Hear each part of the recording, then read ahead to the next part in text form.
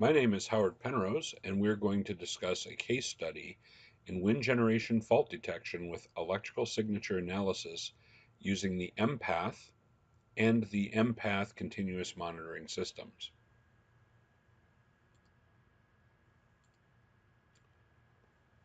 Basically, using electrical signature analysis, we do not have to be standing on top or inside the actual wind generator in most cases. The exception is when the control or transformer is in the nacelle. In those cases, the system would have to be set up in the tower.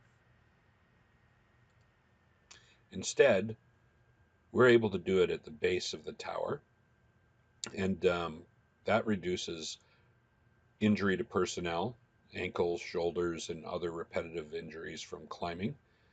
The data collection itself is about 2 minutes, 90 seconds in length, actually. And it takes an average of about 10 minutes once we're at the tower, shut it down, start it up, take data, shut down, disconnect.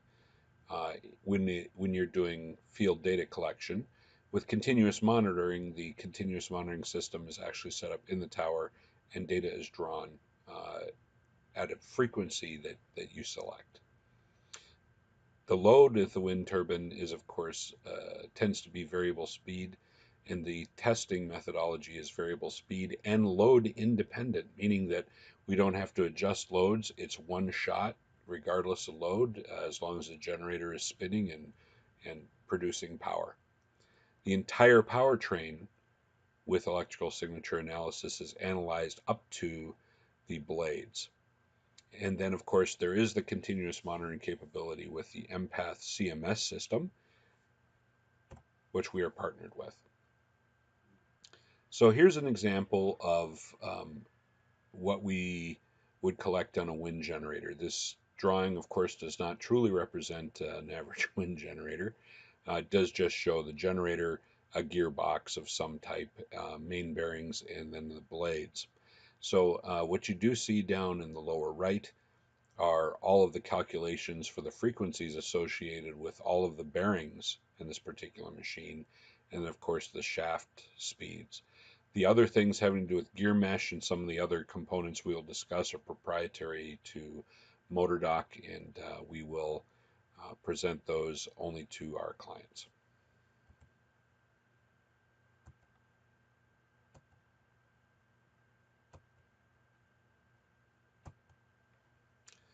So let's discuss misalignment.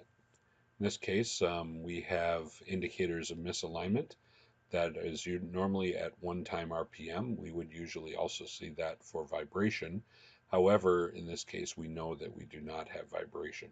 So sometimes we'll see one or the other as 1 times, and then there's other little signatures that we're able to see within electrical signature analysis to define whether or not that is unbalance or misalignment. Those two signatures right there, side bands of the line frequency, are at the running speed, and that indicates a coupling issue. The other thing that we're able to do is look here at the the input speed, which is the blade speed, and as we can see, that's about 22 RPM at this point in time. That's these two side bands here.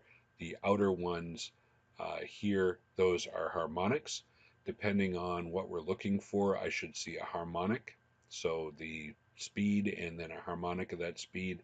If we see a lot of peaks, that usually is an indicator that the rotor needs to be properly balanced as far as the blades may not be turning correctly or uniformly, and other simple conditions that could be addressed. That relates to this. For the brushes back here on the generator, we are looking at specific signatures here that are calculated in a very specific way. And it's pretty straightforward. Basically, the number of rotor slots times the RPM and then specific sidebands that we're looking for. That's an indicator in this type of generator that we're analyzing to be possibly brush or ring related. In other types of generators, it indicates other types of faults.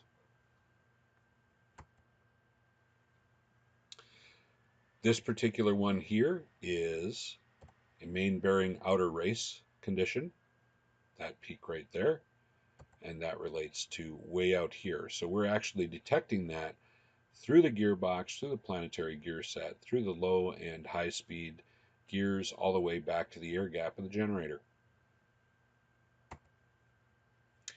Which brings us to the gearbox. So wind turbines normally have a transmission type gearbox with a high speed, low speed, and planetary gear set. We luckily can see through all of it. So in this particular instance, and by the way, this entire presentation relates to a single wind turbine. In future presentations, we'll show some other indicators. But in this case, we have a variety of inner and outer race conditions having to do with the high speed side of the gearbox. So the 5 of those readings relate to 5 of those readings, mostly outer race, 1 inner race, on the high speed side. And finally, on the low speed side of the gearbox, we have a variety of different gear mesh frequencies indicating that there's some issues with the gears on that side.